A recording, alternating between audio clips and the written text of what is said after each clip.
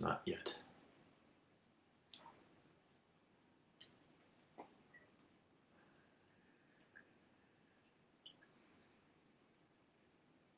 Hey, what's up? Improvement Warrior, Jason Yun, back with you again. Hope your morning is starting off splendid. Hope you've been outside multiple times already, but I wanted to talk more in depth on sleep.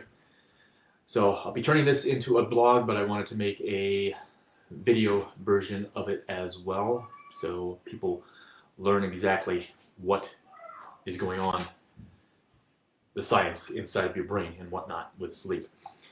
So the superior cervical ganglion, which is, it's part of your autonomic nervous system, the fight or flight system. It's close to the heart, and it basically pays attention to the magnetic field of your blood. So blood pressure, like most of our human processes, they are run on a 24-hour circadian clock. Okay? Blood pressure is supposed to be highest in the mornings, between 8 to 12, or it's supposed to be highest in the morning. I think 10 a.m. is supposed to be its peak, and the majority of heart attacks, they will happen between 8 to 12 p.m.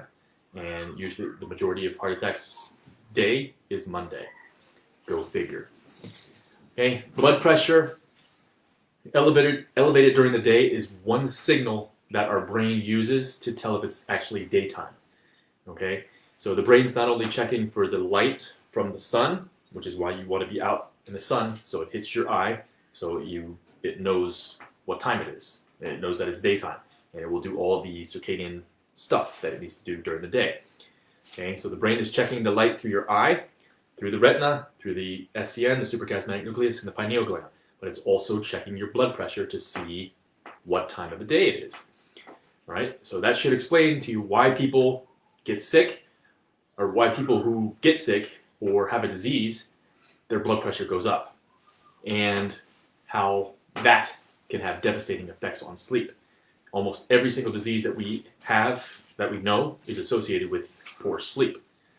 So if someone has chronically elevated blood pressure and they sleep, it's not restorative sleep that a healthy person would get, because your brain is checking your blood pressure, and when it's high, it's thinking it's still daytime. So same thing happens when you're exposed to too much blue light at night without protection. Okay? So the real magic happens at the pineal gland. That signal, the electromagnetic signal from the sun. So remember, there's native EMF and there's non-native EMF. We get native EMF from the sun, from grounding, from nature, from the wind, from rain, from thunderstorms, and we have the non-native EMF, Wi-Fi, smart meters, your phone, cell towers, okay, that kind of stuff. All right, but the signal is, the pineal gland's getting the signal, the electromagnetic signal from the sun, and that goes into our cerebral spinal fluid, the CSF, CSF water. And then the pineal gland acts like a laser beam to shoot those electrons that it collected from the sun through a cavity in our brain to send a signal to the CSF water to release those electrons to basically energize that water. So it's basically creating an exclusion zone of water. It is charge separating the water to create energy. So when you charge separate, you've got basically a line here. One side you have electrons, other side you have protons. And the exclusion zone will exclude anything bigger than a proton. Okay? So when you're living a toxic life and you start getting a disease, the exclusion zone shrinks and shrinks and shrinks, and you lose electrons and you gain more protons. Protons have approximately 1,832 times the mass of an electron. So if you're fat or you have a disease, then you know you have too many protons, not enough electrons. Okay? That's the exclusion zone of water. We want that exclusion zone to be as big as possible. That will create the most energy for us in our bodies, in our brains. Okay? So the exclusion zone basically structures the water to make our brain, to make it a vortex that runs either clockwise or counterclockwise. So think of a hurricane versus a tornado. Okay, so a hurricane disperses energy all over, okay, all over. And then a tornado is very precise. So it's here, and if anything gets in its way, it's going to be picked up and destroyed.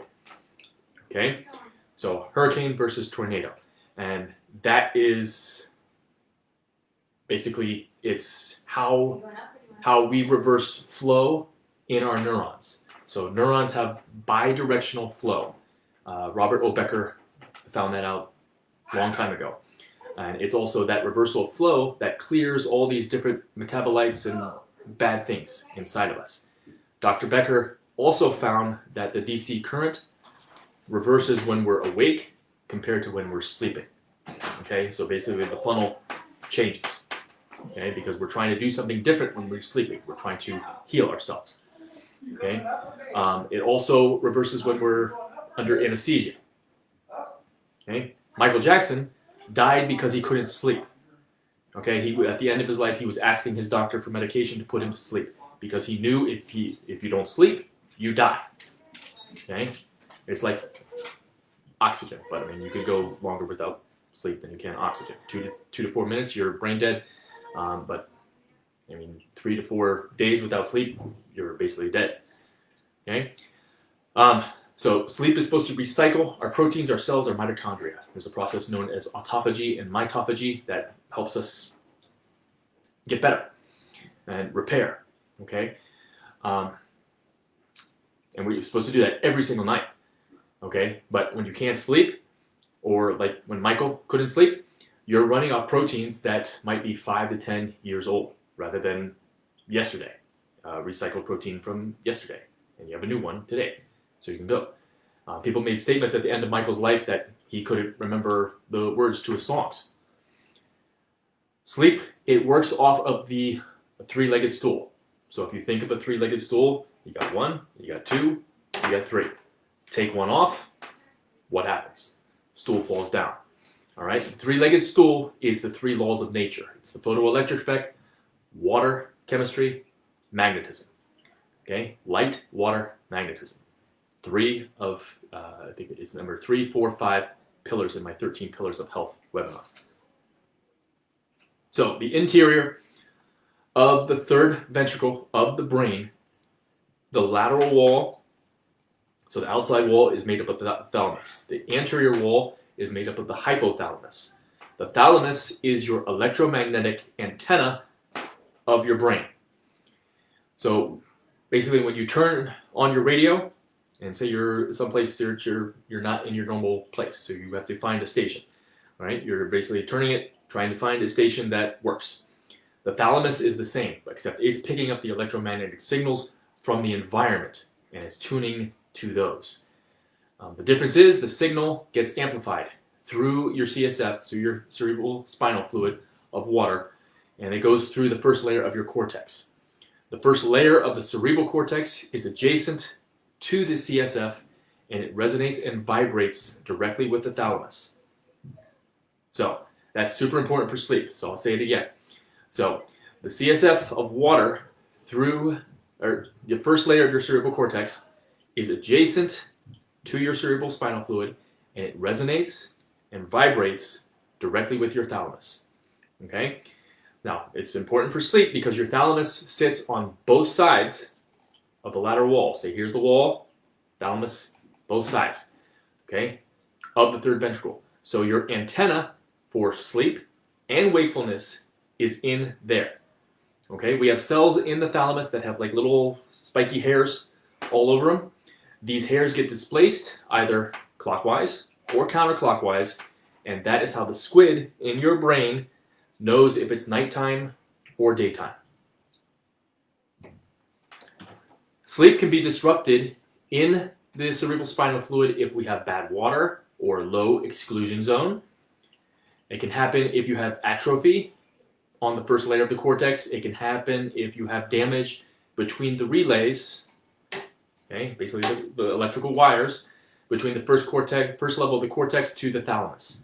If the thalamus becomes atrophic, okay, meaning shrinkage because of Alzheimer's, that's another reason sleep can be disrupted. Most neurodegenerative diseases, they have some form of atrophy at some structure that surround the third ventricle because of every neurodegenerative disease is associated with bad sleep. Alzheimer's, one of the first areas to go is your hippocampus. That's where we make memories and keep the memories. You lose neurons first there when you have a neurodegenerative disease. Memory goes first, then sleep quickly follows.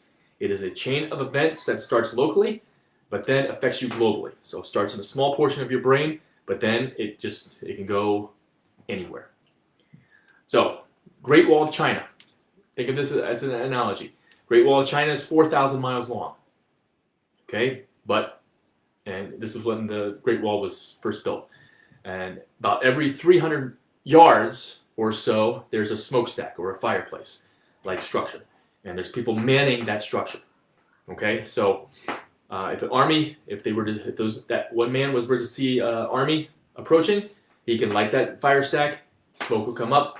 Okay, the person 300 yards to the left, person 300 yards to the right would see that smokestack, and they'd be able to light their smokestack, and then the message would go all the way down to 4,000 miles. Okay, that would take forever if it was a human or a human on horseback. Okay, so brain and your cells work the same way.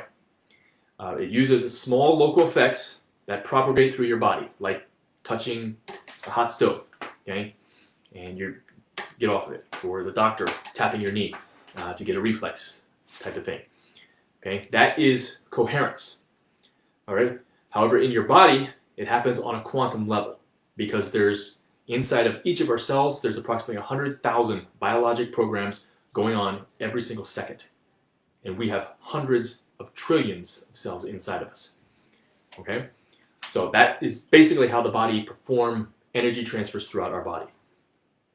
And this is also how the electromagnetic signal goes through our skull, through our CSF, through the cerebral spinal fluid of water in the brain. It gets transmitted through the first level of our cortex. That relays that goes to our thalamus, to the inside of the third ventricle, and then the vortex that creates, counterclockwise or clockwise, will tell us if it's night or day. And that is how our body communicates. But if any step is blocked, then you will begin to have problems. Everything is related. So don't think that you have one really small thing and you just brush it off. That's how disease starts. You need to be your best doctor. You need to be aware of your body. Okay? Oh, I'm not feeling very good today. I'm not feeling very good in this part of my body. Why? Figure that out, fix it. Otherwise, down the road, something worse is going to happen. Okay? And once you realize you are your best doctor and that we're governed by how well we sleep, you're going to start to pay attention to things that will help you sleep better and sleep more effectively. Okay? Because it's not about total time of sleep quantity, it's about quality sleep. All right? So if you have questions about sleep, about anything, let me know. Check out the hashtag below, Sleep with Yun, and all the other hashtags have all my other posts. If you need additional coaching, you know how to reach me. I'm here to help you get the best out of your life. Until next time, have a great day. Stay strong, stay positive, be the improvement warrior. Get some sunshine. Vitamin D is about to come out.